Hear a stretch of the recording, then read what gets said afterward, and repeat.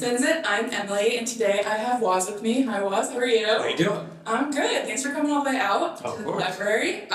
So just a little bit about who you are. Originally from New York, from Long Island. Yes. Nice, not so far. Your music is heavily influenced by alternative and hard rock. Mm-hmm. You write lyrics that are deeply personal and vulnerable about your family, your childhood, and just like working to get by. What do you do when you're not making music? I mean, recently I've gotten back into video games. Okay. I stopped playing video games for, like, once I started learning music. Yeah. Kind of stopped with the video games. What kind of video games? Yeah, recently I've been playing God of War. Oh, okay. Yeah. And then I've been playing a little bit of Fortnite, not too much. And then I got into Elden Ring. Nice. Which is a good game. Okay. I don't play video games with my sister does. She loves all of those. So I'm going to assume that they're good. They're fun. Elden Ring is super hard, but it's very fun. Okay. All right. Cool. Nice. Well, thanks for coming. When did you decide that music was your path? I don't know. I was like a kid. I was super young. I couldn't do anything. Like I couldn't sing or play guitar. Yeah. So I was like, that'll probably never happen. And then I think I was 17. Okay. And I just picked up the guitar. Yeah? Yeah. We're good at it? Yeah, no, I'm trying. I was watching a lot of YouTube videos and like, I used to watch like a lot of like interviews with musicians I liked. Mm-hmm. And then, just kind of stuck with it. Singing was hard though. Okay. Singing took a while to figure out. That was just like, I'd watch YouTube videos. It was fun. I used my brother as like a metric. Okay. Because like we shared a room. Oh. So I'd sing and he'd be like, yo, that was rough. This is not for you. No, I'll be honest with you, like siblings. Yeah, nobody. And then like one day he's just filming from behind. He's like, yo, you sounded really good, dude. So you're entirely self-taught? Yeah, I did everything through That's just YouTube really videos. crazy. Yeah, it's hard with singing to do it, but like if you just watch enough YouTube videos, I guess figure it out. And it's like a muscle, so you just train it. So there are videos on like technique and stuff. Yeah. Okay. That's so it's really like interesting. Yeah, it's interesting. It's I'll get like a lot of like DMs from people like, yeah, how do you, like, is it possible to like learn how to sing? Yeah. But you can. It's like any skill. Yeah, that's fascinating. I can't sing, so like I think that's really cool. You could learn. Apparently, I did not know that. That's really cool. Mm-hmm. I grew up in a family of singers that even like didn't hit me, so no, it's all learning. What is the first show you remember attending? It was late. It was like I was a senior in high school. It is like 75. Oh, okay. Yeah. Cool. But I mean, I've done like little stuff like that, like because I grew up on Long Island. I had a lot of friends who were in like pop punk bands. Yeah. So we did like shows and stuff. Like there was this venue called Revolution. Okay. So it'd be a lot of like punk bands, like hardcore bands. So like I saw my friend's band. Are any of them still around? No, this one broke up like a couple years ago. Yeah. Or a while ago, I think. Were there any other venues that were popular? There was Amityville Music Hall, which is a big one. And then I had a lot of friends who went to like, when they went to college, they went to like New Paltz and Unianta, state schools, and there was like a bunch. Yeah. A few over there. Okay. When did you start performing? I played my first show. This was pretty bad, but it was me and my friends threw a show we called it Summer Jam. Nice. And we just had like a big party. We had all our friends come through, and we opened, and then we had our other friend play. So we just played like really semi-mediocre covers of bands. We played some Ramones songs. We did some Nirvana songs. I think I was like 18. Okay. It was not good. No, it was not. I saw a video. My friend sent me a video that he had for like his Snapchat memories. And I was like, yo, this is such a good day. And I listened to it and I was like, Yeah, it's good to like look back and feel that way though, because that means we've progressed. You know, if you look back and like, damn, I was really good. Yeah. Where did it go? The thing is, it's all like it's all just practice. Absolutely. And have you always played like as a solo act, or did you ever? I was in a band with my friends when I was younger. Okay. So when I started, because I had a friend who played drums. Yeah. And he introduced me to my friend Mike who played bass. Okay. So we made a band. It's called Size Order. Right. Because I was thinking, because I was small, my friend Gabe was like medium height. Sure. And then my friend Mike is like 6'4". That's cute. So we were like, I was thinking like, oh, there's like New Order. Yeah. What if we did Size Order? It's super dumb. No, I love that. Actually. Yeah, but we just made a bunch of like random stuff. It was that never like came with it. It was just us having fun. It was all our first time doing music. But after that, I just like doing my own thing. That makes sense. Yeah. Do you still play with them, or I know you tour with people, or you play with people now? Yeah, they're still my best friends. But you know how it goes. It's like move on to do their own thing. Yeah. Start new bands. Yeah. Who plays with you now? My buddy Nate plays drums. I got my buddy Leo, who plays guitar, and then my friend Lucas, who plays bass. Okay, cool. So when I saw you at New Mercury, Yeah, that was all them. Yeah, Cool. they're great. I met them on that app, Vamper. All right. It's like an app where you can meet bandmates. That's cool. Did I hear you guys know that? What's it called? Vamper? Full said yes. Yeah. It's good. Yeah, it works. It was fun. I picked like the first 3 dudes I found. Yeah.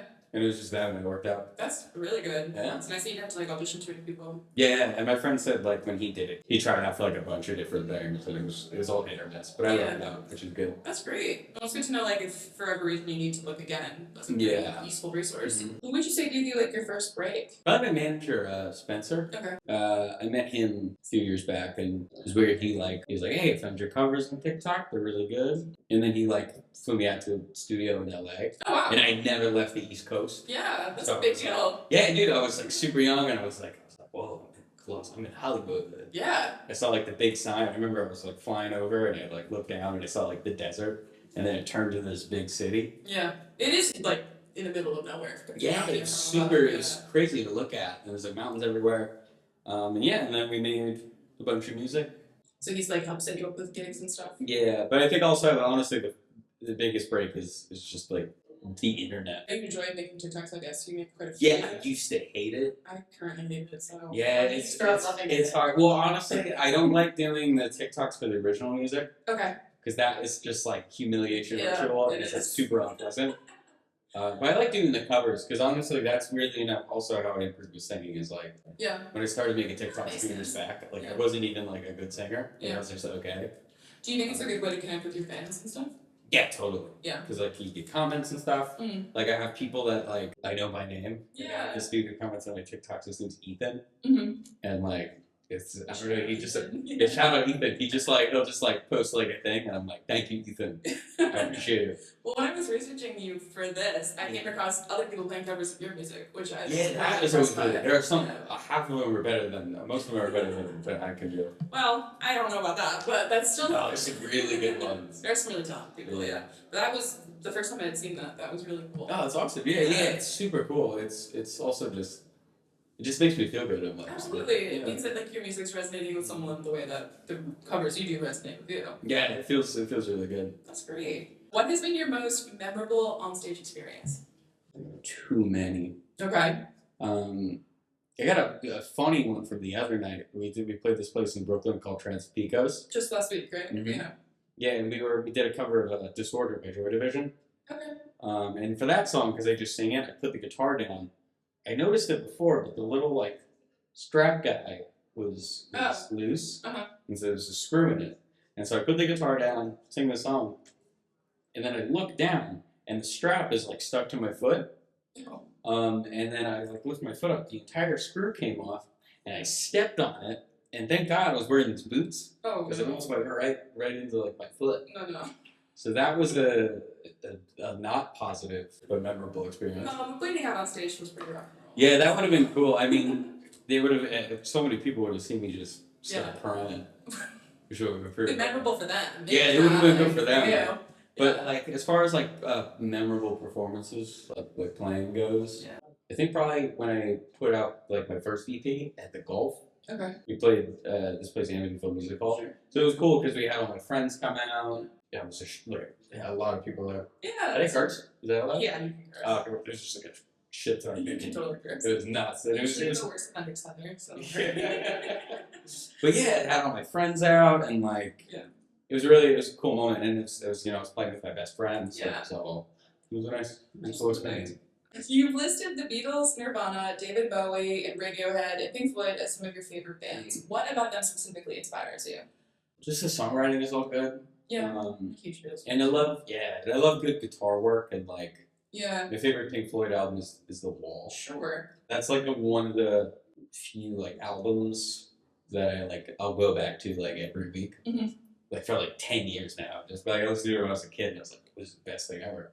And it's cool. It's one of those albums that like you listen to it at like a moment in your life. Mm-hmm.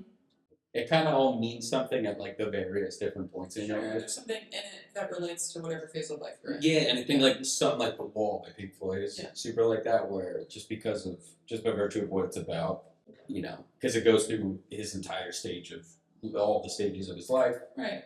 I think that is really cool. I'm only like tangentially familiar with that. I've heard some of it, but I mean, I know So good. it is. I know Pink Floyd writes really like almost like masterpieces of music. Oh, yeah, especially that one because it's like one of the original like concept albums. So Yeah, the so whole, there's a film of it, isn't there? yeah, so it's about this dude, Pink, because it's Pink Floyd, Sure. who it goes through his life. So it's like starts out with when he's a kid. It's essentially about like his dad's not around, his relationship with his mom is complicated. Yeah. He doesn't have a good time in school. And then it's like he becomes an adult and he has problems with relationship. Yeah. And then like he gets into drugs. And it's a whole like just narrative Yeah. kind of behind that. Okay. And he kind of just builds this wall of like self-imposed isolation. That makes sense why you really like them. I feel like your music is a lot of storytelling as well. Yeah, especially like similar kind of. Yeah. You know, that was like when I heard that when I was a kid, I was like, Oh, like, this is sweet for me. Yeah. Yeah, this was written exactly for me. That's me. They're talking about me. Are there other places you draw inspiration from? A lot of like shows and movies. I recently started trying to read. Okay. Cause I never like I read as like a little kid, but as I got older, I was like I read like comic books. That was it. Yeah. Which one's your favorite? I like Watchmen was really good. Yeah. The Dark Knight Returns, Okay. which is drawn by this dude like Frank Miller. Like Okay. the art in it is super cool. That's awesome. Stuff like that. Really anything, you know. It's usually a lot of it is my life, but recently I think it's you into like a weird thing where you're kind of always talking about your life. Especially when you go into kind of like super personal stuff where it's just like I want to talk I'm all over this now. Yeah, so now I've been trying to like recently I've gotten into Nick Cave. Okay. He's a super good his music is amazing, but it's a lot of like storytelling stuff. Yeah. Where it's like not even about him, like he's got a song about like I think it's Henry Lee, so I assume it's about like Henry Lee Lucas. Like Okay. where he's got songs about cowboys, he's got songs about, you know. If you feel like you kind of said what you need to say about your life, do you think you would be interested in putting together an album where it's like a story about somebody else? Like a fictional character? Okay. Especially getting into like Nick Cave, because he's got like one of my favorite Nick Cave songs. I think it's like an interpolation of like a Grateful Dead song, but I could be wrong. Okay. He's got the song called Stagger Lee, which is just like it's like this cowboy and he goes to a saloon and then he like shoots the barkeep. Okay. It's like stuff like that. Yeah. It's just very like a full rock opera. Oh yeah. Especially because like I'm interested in all the true crime stuff. Oh sure. So there's like a tie-in there. Yeah, you definitely. Oh yeah. You shot a music video in the Gulf Station. Did you play there too? No. Oh yeah, I sort of. I did like one of like a little acoustic performance. Yeah. So I wanted actually to ask about that, about like a memorable performance experience. What was that like? Oh yeah, so I worked there for like 4 years. Okay, so you're not still there. No, I since quit. Missed that job though. It was good. Well, you still was from Gulf, so I wasn't sure. Yeah, so now I keep the moniker. Yeah, But that makes sense. No, I haven't worked there in a while. I had a cool boss. His name was Jeff. Because he knew about the TikTok stuff and the music stuff was kind of working out. Yeah. So he was always super chill with it. So I was like, because he was a younger guy, so he was on the internet. So he knew. How'd you like pull that off?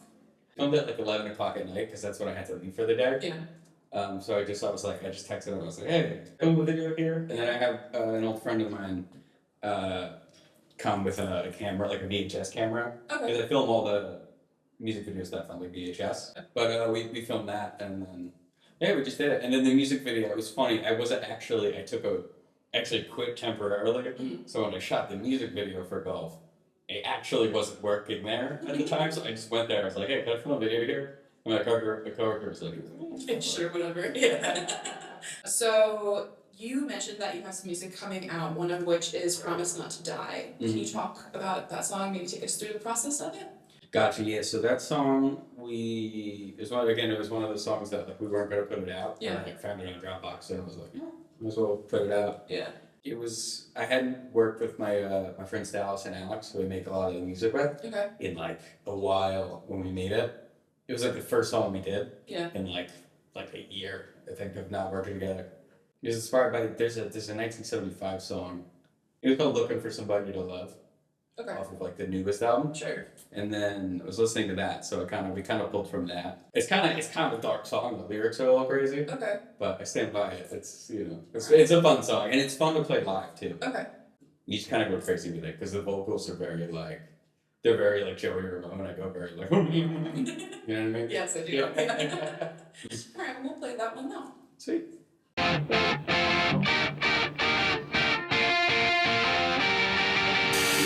I would've blown the brakes out of the back of my head. I slip backside, car expinges, and my life hinges on real cheap fixes. But the incredible was inevitable.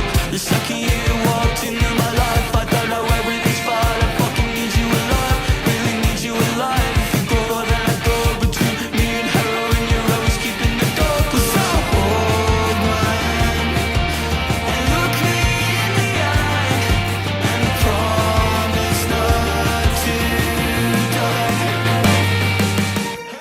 die. Okay, we have another track on this coming EP called Skinny. Do you want to take us through that one as well? Yeah, so that one I made a while ago.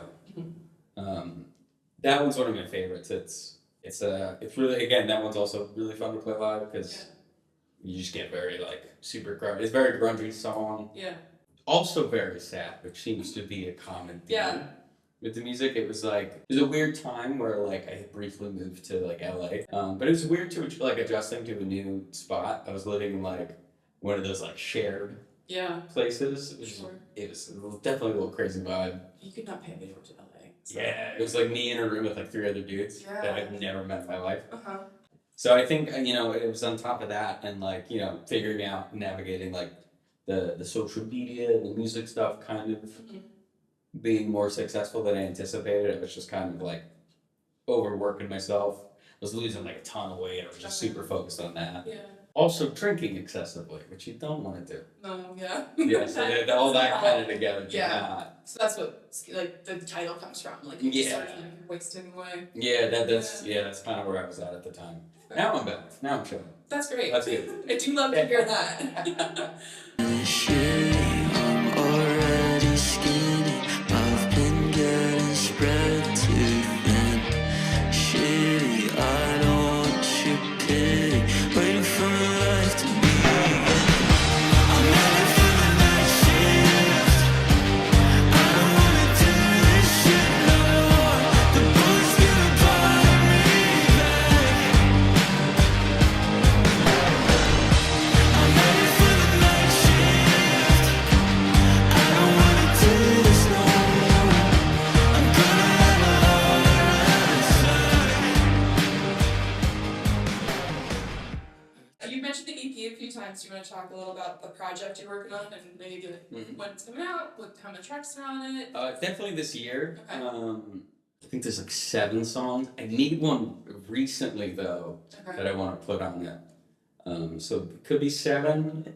Honestly, we're feeling maybe 8. All right. Feeling crazy. Just an album at that point. I know at that point. Yeah. But when you attach album to it, it's more like. Whereas the EP, I feel like it's like a collection as opposed to like a piece. Full, body of work. Yeah, that one was fun. It's like, I guess, like a departure from the stuff I got out. Whereas it's very like, it's less about like personal things and it's more like, there's just story kind of stuff on there. Like, instead of it being very like, I feel like the whole music I got out is very like matter of fact. Like, this is my life, this is situation A and B. Whereas this, sometimes I get I've tried to get a little more vague about what I'm talking about, some more abstract-y kind of stuff. But also just like stories. Well, you know what I mean? Maybe like because you got a lot of that out of the way early, the like catharsis is not as necessary, so you get to be a bit more artistic about it. I got a funny one. This one's funny. We got a song, I think we're gonna call it I Want to Kill That Hot Guy. Okay. Which is because it's about a situation in which you have a significant other who has a very attractive male friend. Okay. That you almost start becoming attracted to the male friend, but it comes from a place of jealousy. Yeah. And that one I can't wait to. That's a great concept. Yeah. That's fun. I like that a lot. You mentioned already that you like to film on VHS, and I noticed in a lot of your visualizers you use maybe some black and white like retro film and also some old school cartoons. What drew you to those aesthetic points? I always liked that kind of stuff. Like I've always liked like old stuff, like especially like the retro kind of like animated stuff. Like I think that's where like when you mentioned for like what other stuff influences the music, it's like video games. Like there's 2 video games in particular that kind of like make me think of like the second EP that I have, like the art style for that, which is like an old cartoon. Yeah. It's like there's a game BioShock, Sure. and then there's the Fallout games. Oh yeah, okay. Those I know. Yeah, because they got the show. Yeah. But yeah, it's like I love that kind of style, and like, with the VHS stuff, I do love like music and like '90s stuff, and I think of like a lot of old like skateboarding footage. Sure. It's all like really good like that. You follow. Yeah. Yeah. And I always like that kind of stuff. It definitely gives you like I hate to say like a brand, but it makes you unidentifiable. Yeah, it's like a very succinct, like, just visual thing, like, you know. And again, like, I come from, like, on Long Island, it was like all my friends, they played like pop punk music. Sure. Everything was DIY, house shows. Oh yeah. Yeah, there's house shows, backyard shows, so we always did everything as, you know, sketchy as possible. Also, sometimes when I see videos filmed on, like, cameras, I feel like they don't. I like that the VHS has like it's got some flavor. You know? It does. There's like almost like what we would go to do a filter with. Yeah. Like, but it just has that organically. It gives it something, and it's like Yeah. It's I always like that vibe. No, it looks good, and it like I said, like I could tell then after I had you playing of your visualizations that like, this is your aesthetic, and it's very ingrained in your music, and it made a lot of sense. So I was curious who brought that up. You mentioned some collaborators. Are there any other people you collaborate with that you'd like to shout out? I got my friend Gloria. The Instagram is Kaya on the Beat. Okay. Very good, and she is someone I started making music with this year, and she's so sweet and she's great. Yeah. And her music is wonderful. Okay. Also, my friend Alexandra Veltri. Okay. Who I worked on a lot of the music with. She started putting out her own music, and it's fucking awesome. And she is. I would not know how to make like music in the slightest if I had not met that girl. She's the best. And my friend Dallas. Okay. You know, she's wonderful. What do you collaborate on? Like, do you help with like writing or arranging or like? Not really. It's just usually whatever. It's just easier with music to. Because I can write stuff on my own and do all that. It's not as rewarding in a lot of ways. Yeah. Because one, it's just like you make it and it's like, because you don't have anyone to bounce it off of you, it's like you have like, well, this is good. And then it's like, and also you can't really learn anything because it's a very insular experience. Whereas when I make something with like Alex or my friend Gloria, it's like, it's just back and forth. And then she'll come up with things that I never thought of or didn't think of. And then vice versa, like I'll come up with things that she didn't think of it. It just makes for an all-around, just better experience and project. It makes it more fun. Also, I'm a people person. I like people, and it's just more fun to do it, with someone than like alone. Well, it goes back to how you said in the beginning with your brother that he would be the one to help you learn how to sing. It's something about it, because then you don't really know, and also you don't learn, you don't get. Better. And also, there's a ton of musicians I've seen interviews where they don't shout out the people that they work with, and I think that's ridiculous because it's like it's just even if you're a solo artist, it's just whoever you work with. It's you're just creating a vacuum. Yeah, whether it's even the backing band, it's like the live experience is such a part of things that even their input and what they do with that like amplifies it. So you did mention that you went out to LA to record. Is that primarily where you recorded any time? A lot of the songs that are out were recorded in LA. Okay. That was where like the first batch of music was made, which is crazy. Like going because I was working at the gas station, and then everything with the TikTok blew up, and then I was just in a recording studio in LA.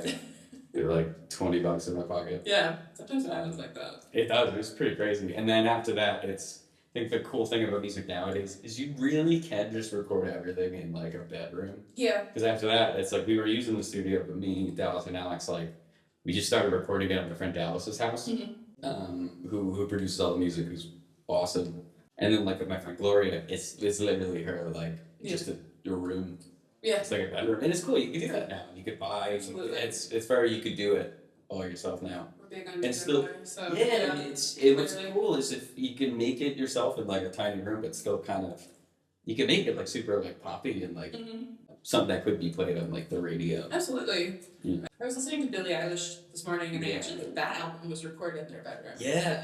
I was watching an interview with Phineas. I think he said like they recorded it all just the two of them in his room. So. The only thing they didn't do is like I think master it. They sent that to like someone else. Well, they were really like babies when that first album came out, so that makes sense. Who would you love to collaborate with? Any like classic rock dude Okay. that like I'm a fan of would be cool just because like I love that stuff Yeah. and to be able to like meet one of those people would be crazy. Like an example would be like, yeah, but weirdly enough, if I ever met like Nikki Sixx or something, Okay. it's a very random, it was a random pull. That was It's the first one that came in my mind. Okay. Like as far as like another musician, like Mhm. like Gigi Perez, Okay.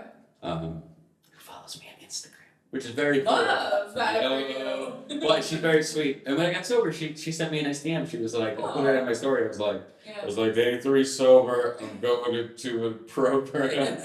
She was like so proud of me, and she's very sweet. But that's really like validating. yeah, it was super validating. Yeah. But like her album, their newest one, it's phenomenal. And I've been listening to that a lot, and like I love her voice. Yeah. She would be someone cool to work with, or we just mentioned Phineas would be cool, just because I like his solo stuff too. Yeah, they're both very talented. Oh, yeah. Totally different ways. But that's a pipe dream. That's like Manifest it. We're speaking Yeah, into no. space. there's Yes. an interview with Tom Holland where he's like I'd love to play Spider-Man. Yep. And He's Spider-Man. yeah. And there's one where he's like his celebrity crush was Zendaya, and now they're married. And, which I think is yeah, exactly. So I think you should say it out loud. True. Phineas. Oh, Alright. What advice do you have for artists trying to break through the noise? I got no advice. I honestly I need advice. No, I think I know. it's just doing your own thing, cause like just have fun with it, cause like I've seen people like especially on TikTok you see it where people just kind of do what's like because not to sound like a douche, but like Yeah. to do what's trendy, brother. Yeah. Like just do your own thing, cause like what people like and what is in the zeitgeist always changes. Yeah. Just have fun with it. Post whatever you like. Anytime like, people are gonna love this. Yeah. It doesn't. But it's like No, never. it's the thing that you least expect. Like my biggest song is like my song Child Support, which has like 1 billion streams or over. I think it's gonna hit 2 million soon. Yeah. Which is really cool. But that song was just I love that song and I loved it, but I was like it was surprising to me that it was that one that did. To the point where like you had to put out the acoustic version, right? Yeah, because everyone Yeah. fucking shit out of it. Yeah. They were like, dude, I'm gonna need that acoustic version. Yeah. I was like, That's maybe put out like the most recent, right? yeah, and that one, it's funny. I just went to I made like a full version on TikTok of the acoustic one, and then when people were like, "Yeah, give us that," I just copied the link, and I just put it in like a TikTok video ripper. Yeah. It pulls off the internet, and I just took out the audio. You know what? Hell yeah. Why? Yeah, Why would you? I saved myself so much work. That's so smart. That's great advice for trying to break. Do that.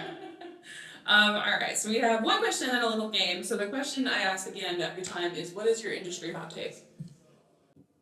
TikTok is annoying.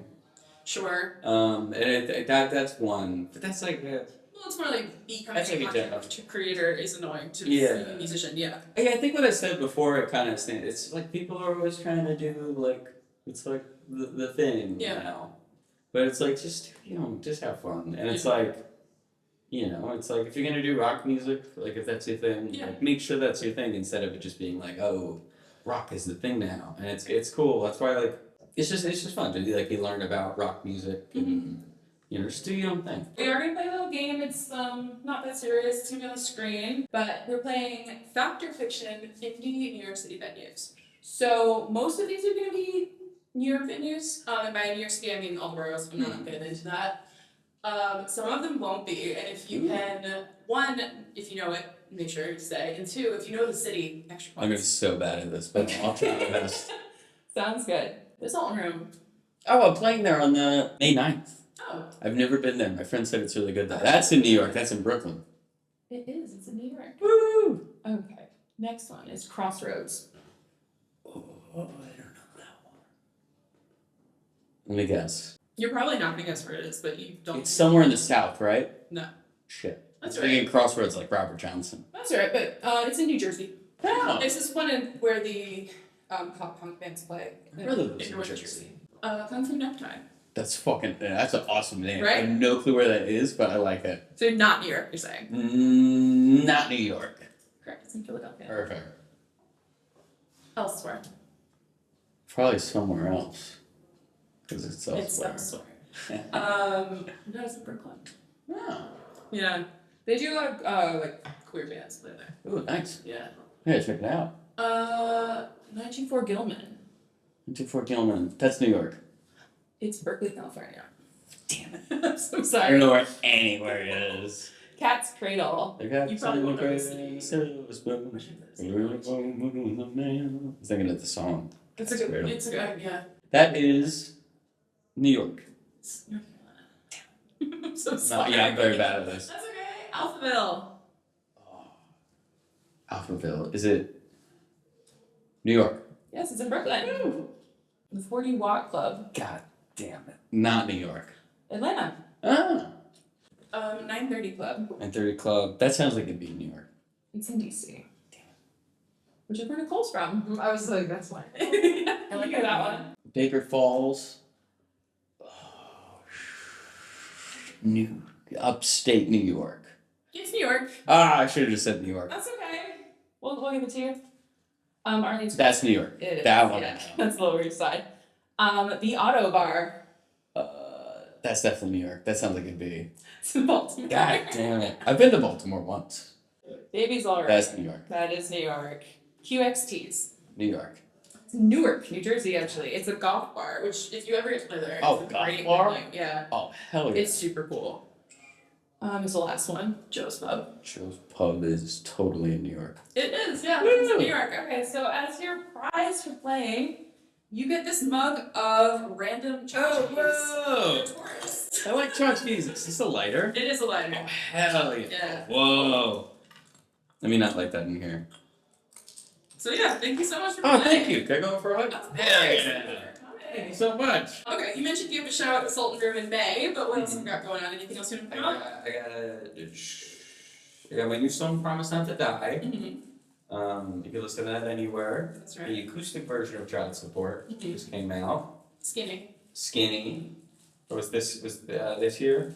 And then, yeah, I got an EP coming later in the year. Let me actually not fiddle with the plastic. And then we're playing a show on May 9th at the Sultan Room. Okay. And yeah, I got a new single coming out soon. Mm-hmm. And that one I'm excited to put out. But someone recorded us playing it live and put it on YouTube. So if you see this, you could actually find that. Ooh. Scavenger hunt. Oh yeah. Alright, where can everyone find you?